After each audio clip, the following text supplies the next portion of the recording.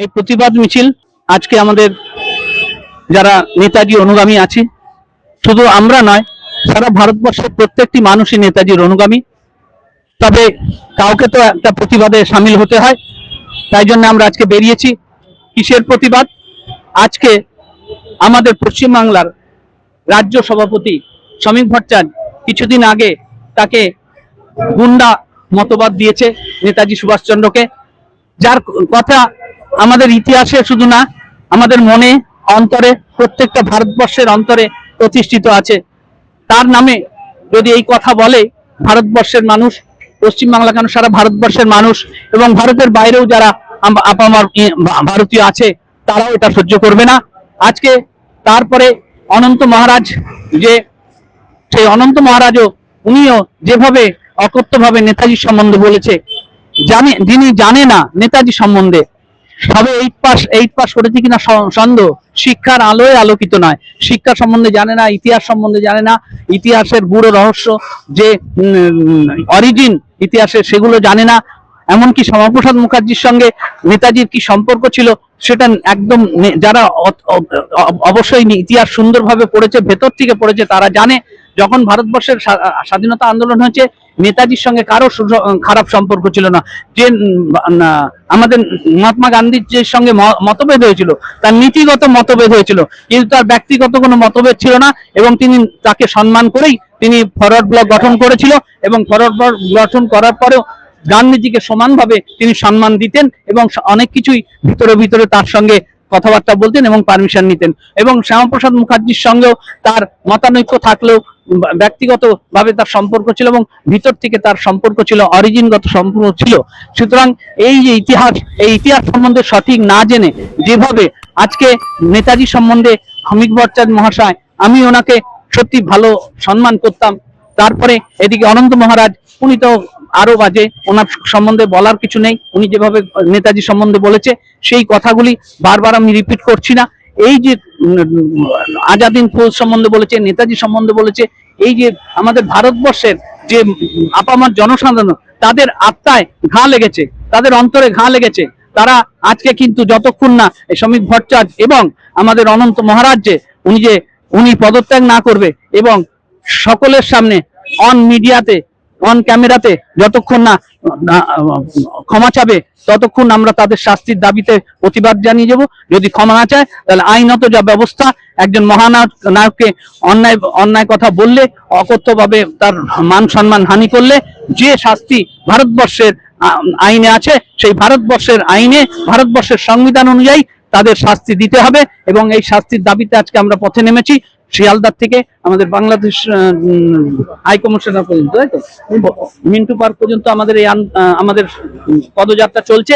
এবং আগামী দিনেও এই আন্দোলন আরো বৃহত্তর ভাবে হবে। শুধু পশ্চিমবাংলা নয়, সারা ভারতবর্ষে এই আন্দোলন ছড়িয়ে পড়বে এবং নিঃশর্তভাবে ক্ষমা চেতে হবে। শুধু তা নয়, আমি এটাও বলছি যে আজকে উনি নয়, আজকে কালকে যদি আমি বা অন্য যে কোনো বড় বড় নেতা হোক, মহারথী হোক, আমাদের ভারতবর্ষের প্রধানমন্ত্রী হোক, নেতাজি সম্বন্ধে প্রধানমন্ত্রী কোনোদিন খারাপ কথা বলেননি বা আমি শুনিনি।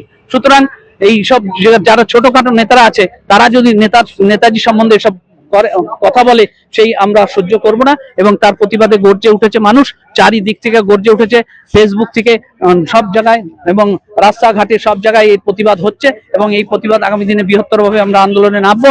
ওনারা যদি একদম ক্ষমা না চায় নিঃশর্তভাবে, এবং ক্ষমা চাবে এবং সকলের, ভারতবর্ষের প্রতি, সারা পশ্চিমবাংলাবাসীর প্রতি বলবে, আমরা ভুল করে বলে ফেলেছি, আমরা একটা খুব খারাপ কথা বলে ফেলেছি, হয়তো স্লিপ অফ টাং বেরিয়ে গেছে, এই বলে যদি ক্ষমা চায় তবে, আর নাহলে ভারতের পেনাল কোড অনুযায়ী, ভারতবর্ষের যে আইন আছে সেই অনুযায়ী তাদের অবশ্যই শাস্তি দিতে হবে।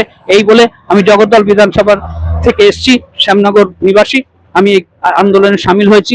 আগামী দিনে ওই আন্দোলনে থাকবো এবং শেষ পর্যন্ত এর প্রতিবাদ আমি করব, যতক্ষণ না তারা ক্ষমা চাবে এবং যতক্ষণ এর শাস্তি, ভারতবর্ষের আইন অনুযায়ী শাস্তি না পাবে, ততক্ষণ আমি এই আন্দোলন চালিয়ে যাবো আমরা।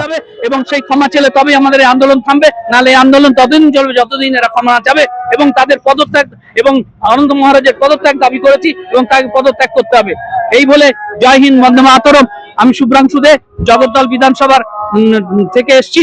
আমরা দলমত নির্বিশেষে আমরা নেতাজির অনুগামী, নেতাজির এই অবমাননার প্রতিবাদ চাই এবং শাস্তি চাই, এই বলে আমি বক্তব্য শেষ করলাম। জয় হিন্দ, বন্দে মাতরম, নেতাজি জিন্দাবাদ।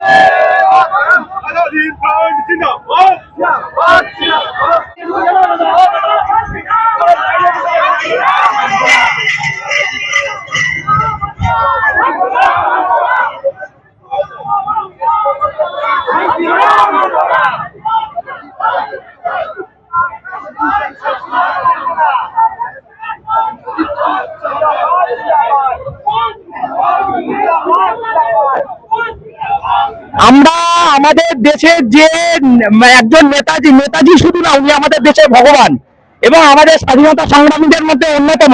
তাই তাকে যে অপমান করেছে, আমরা এর শেষ দেখে ছাড়বো এবং আমরা এর বিচার প্রায় পেয়ে ছাড়বো। ওদের হয় ক্ষমা চাইতে হবে, নয় এদের আইনানুগ শাস্তি হতে হবে।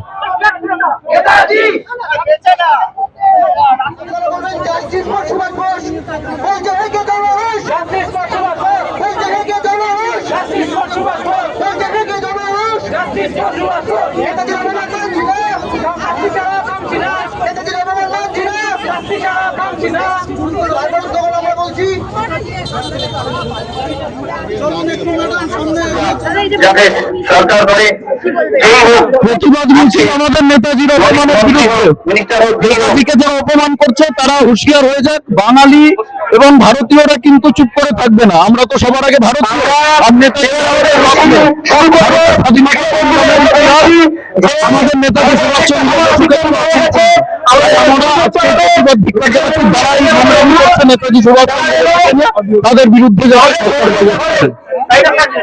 নেতাজির এত বছরের সংগ্রামে এই লড়াই মিছিল হচ্ছে কেন অপমান করা হবে, এই জবাবটা তো আমরা চাচ্ছি।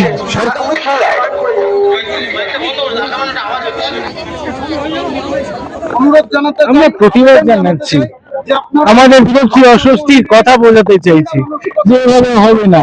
একটা মেয়ে যে দেশের জন্য সবকিছু করেছেন, তারপরে আলটিমেট তিনি কোথায় আমরা কেউ জানি না, যাকে আমাদের পুজো করা উচিত, পুজো সিংহাসনে বসানো উচিত, তাকে নিয়ে অবমাননা মন্তব্য তখন এই জন্যই আমরা ওর বিরুদ্ধে মাঠে নেমেছি।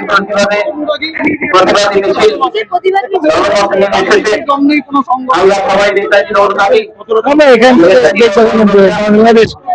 Bangladesh high commission